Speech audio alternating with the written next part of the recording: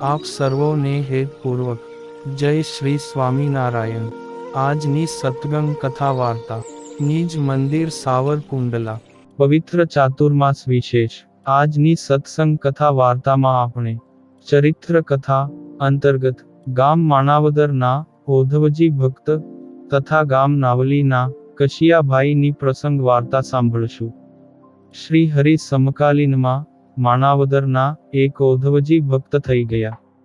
ઓધવજી ભક્ત બહુ સારા સત્સંગી હતા। તેની પાસે થોડા ઘણા પૈસા હતા।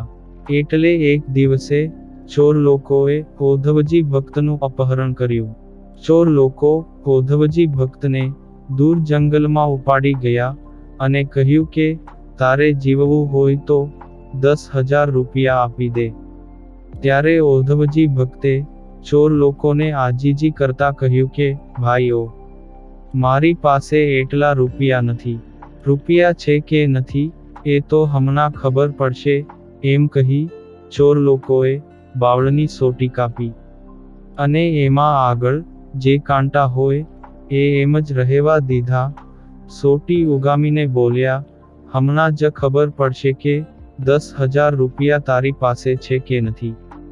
ત્યાં બીજા ચોરે કહ્યું, અત્યારે નહીં, આમને આપણી ઘેર લઈ જઈએ, કારણ કે આ રસ્તામાં માણસોની અવર જવર થાય છે। ઘરમાં પૂરીને રાત્રિના તેમની ખબર લઈશું।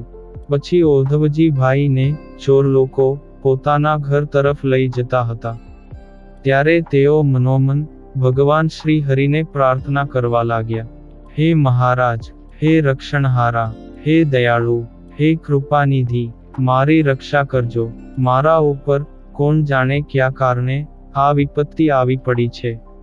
અને ઓધવજી ભક્ત બહુ જ ગભરાઈ ગયા। મારાથી આ બાવળના કઠણ કાંટા કેમ સહન થશે? આજ તો જરૂર મારું મૃત્યુ થશે। આવો ભયંકર ત્રાસ મારે વેઠવો પડશે। હે પ્રભુ, હું આ ચોર લોકોની ઝાળમાં ક્યાં ફસાઈ ગયો? આવી રીતે ઓધવજી ભક્ત ભગવાન શ્રી હરિને પ્રાર્થના કરવા લાગ્યા।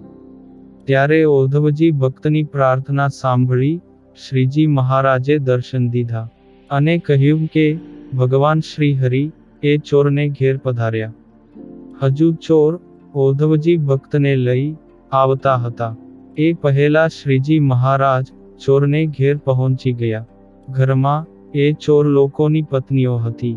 તેમને ભગવાન શ્રી હરિએ દર્શન દઈ આગેવાન ચોરની પત્નીને કહ્યું, જે તારો પતિ બહુ પાપી છે, ભગવાનના ભક્તને રીબાવે છે ને દુઃખી કરે છે, માટે તું તેને તારા પતિ પાસેથી તરત છોડાવી મૂકજે। આમ કહીને મહારાજ અદૃશ્ય થઈ ગયા। પેલા ચોર લોકો ઓધવજી ભક્તને બાંધી ઘરમાં લાવ્યા। એક રાત્રિ ઘરમાં રાખ્યા। બીજે દિવસે ચોરની ઘરવાળી કહે, આ ઓધવજી ભક્તને તમે પાછા મોકલી આપો। તે તો ભગવાનના ભક્ત છે, તમને એમના દ્રોહનો અપરાધ લાગશે, માટે એમને ઘરેણાથી પહેરામણી કરી જ્યાંથી લાવ્યા છો ત્યાં ફરીને મૂકી આવો। જો આમ નહીં કરો તો તમે ભગવાનના ગુનેગાર ગણાશો।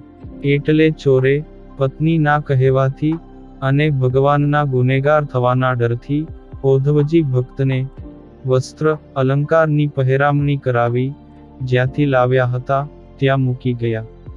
ત્યારે ઓધવજી ભક્તને આ બધું જોઈ મનમાં થયું કે શ્રીજી મહારાજે આ સ્ત્રીના અંતઃકરણમાં પ્રવેશ કરીને મારી રક્ષા કરી છે।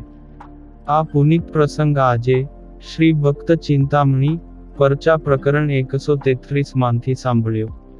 સંવંત 1916ની સાલમાં ચૈત્રી સમયામાં દેશો દેશના સંતો ભક્તો વડતાલ પધાર્યા હતા।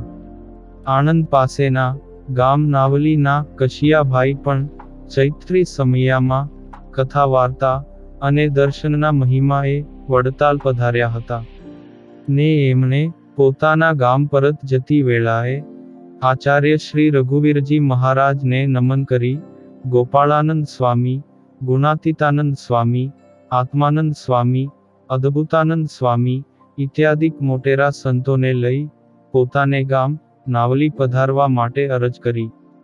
ત્યારે રઘુવીરજી મહારાજ કહે કે, કશિયાભાઈ, કેટલા દિવસ તમારા ઘરે સંતોને રાખવા છે? ત્યારે કશિયાભાઈ હાથ જોડીને કહે, જે બાપજી, આપને અને સંતોને જેટલા દિવસ યોગ્ય લાગે એટલા દિવસ મારા ઘરે બિરાજો અને કથા વાર્તા અને સત્સંગ કરાવો. પછી કશિયાભાઈનો અતિભાવ જોઈ રઘુવીરજી મહારાજ સંતો ભક્તો સાથે નાવલી ગામે પધાર્યા. ને કશિયાભાઈએ અતિ ઉમળકાથી રઘુવીરજી મહારાજ અને સહુ સંતોનું સામયું કર્યું.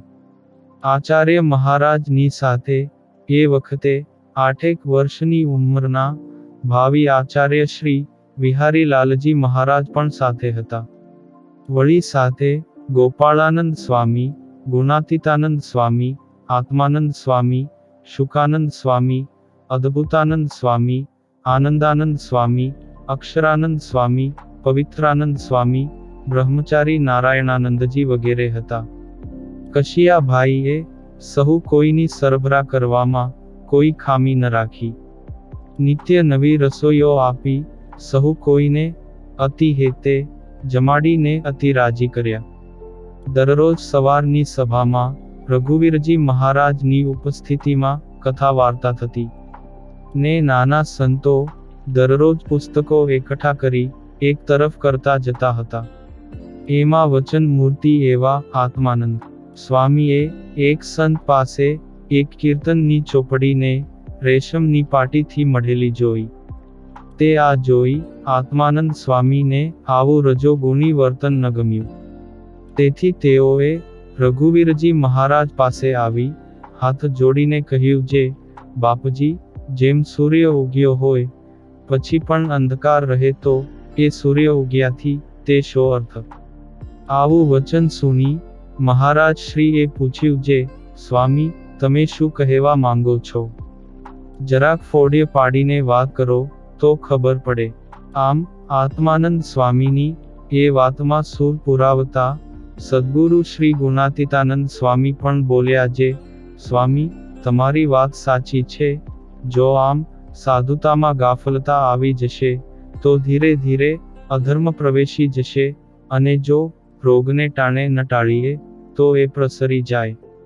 આવી સદ્ગુરુ સંતોની વાત સુની આચાર્ય શ્રી રઘુવીરજી મહારાજ પણ એમાં સંમત થયા. ને તુરંત જ આજ્ઞા કરીને સંતો પાસેથી એ રેશમની પાટીવાળા પુસ્તકો તમામ મંગાવ્યા. અને તેમાંથી રેશમની પાટીઓ કઢાવી એને ભેગી કરીને ત્યાં સભામાં જ એને સળગાવી દીધી. આમ નાવલી ગામે કશિયાભાઈના ઘરે રઘુવીરજી મહારાજે સંતોના પંચવર્તમાનને દ્રઢ કરાવવા સારું તુરંત જ આદેશ કરીને પુસ્તકોમાંથી રેશમની પાટીઓ કઢાવી નંખાવી. વળી સંતો ભક્તો સાથે રઘુવીરજી મહારાજે કશિયાભાઈને ઘેર કથા વાર્તા, દર્શન વગેરેનું સુખ આપી થોડે દિવસે વડતાલ પરત પધાર્યા. પછી સમય જતા જ્યારે કશિયાભાઈને પોતાનો અંત સમો આવ્યો ત્યારે એમણે પોતાના ધર્મપત્ની સારું થોડી મિલકત રાખી બાકીનું તમામ ધન પોતે વડતાલ શ્રી લક્ષ્મી નારાયણ દેવના ચરણે અર્પણ કરી નિર્વાસનિક થઈને અક્ષરધામમાં સીધાવ્યા હતા. આ પાવન પ્રસંગ આજે શ્રી હરિ લીલામૃતમ કળશ 3 વિશ્રામ 16 માંથી સાંભળ્યો. અને હવે પછીની કથા વાર્તા આપણે આગળના ભાગમાં સાંભળશું. અત્યારે આપ સર્વોને ભાવથી જય શ્રી સ્વામિનારાયણ.